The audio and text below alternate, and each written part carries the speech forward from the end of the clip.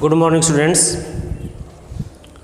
आज का विषय है कविता चंद्रग्रहण से लौटते बेर, जिसके कवि केदारनाथ अग्रवाल जी हैं। कविता का 8वां पद है ये। एक काले माथे वाली चतुर चिड़िया, स्वेद पंखों झपाटे मार फौरन टूट पड़ती है भरे जल के हृदय पर। एक उजली चटुल मछली चोंच पीली में दबाकर दूर उड़ती है गगन में। पिछले पद्यांश में हमने एक बगुले का वर्णन किया था जो तालाब में ध्यान मग्न होकर के खड़ा हुआ था, एकाग्रचित होकर के।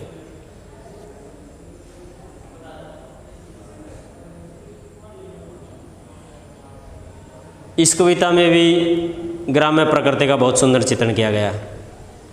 पहले इसका प्रसंग देखें। प्रसंग है प्रस्तुत पद्यांश हमारी पाठ्य पुस्तक हिंदी में संकलित चंद्रग्रहण से लौटते बेर नामक कविता से लिया गया है, जिसके कवि केदारनाथ अग्रवाल जी हैं। इसमें कवि ने ग्राम्य प्रकृति का मधुर व अनुरागमय चित्रण किया है।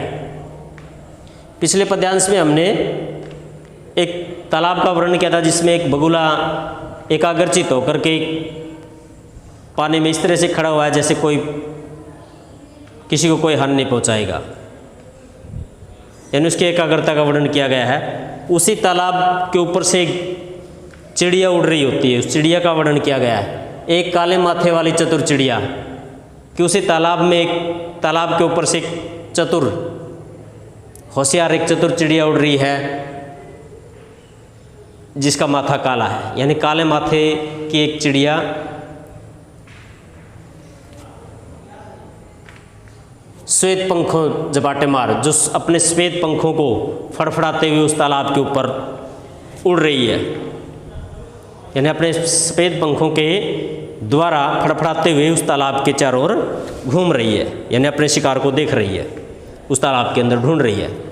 ऐसे में इसी दौरान ही टूट पड़ती है भरे जल के हृदय पर। जो ही उन फड़फड़ाते हुए अपने श्वेत पंखों के सहारे से उस भरे तालाब में, पानी से भरा हुआ जो तालाब था, उस जल के हृदय पर टूट पड़ती है।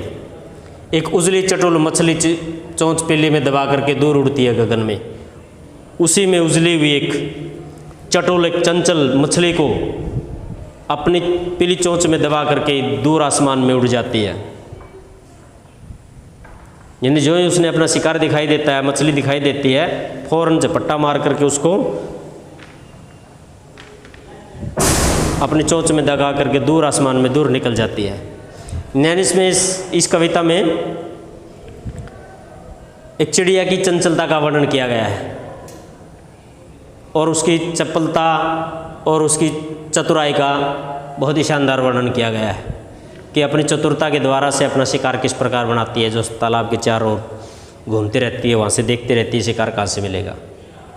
तो इसमें भी एक चिड़िया के माध्यम से एक चतुर व्यक्ति का वर्णन किया गया है, जो समाज में बहुत सारे चतुर व्यक्तियों की ओर संकेत करता है। और मानवीकरण अंगाल का प्रयोग है। दूसरा इसके अंदर पद्यांश के अंदर एक काले माथे वाली चतुर चिड़िया अनुप्रास अलंकार, यानी पूरे पद्यांश में अनुप्रास अलंकार का प्रयोग किया गया है। चटोल, उजली, श्वेत आदि तत्सम शब्दावली का प्रयोग है, तत्सम शब्दों का प्रयोग किया गया है। गगन है जैसे, तो अनुप्रास और मानवीकरण अलंकार का तत्सम शब्दावली का प्रयोग इसके अंदर किया गया है। और ग्राम्य प्रकृति का बहुत ही सुंदर चित्रण किया गया है कवि के द्वारा।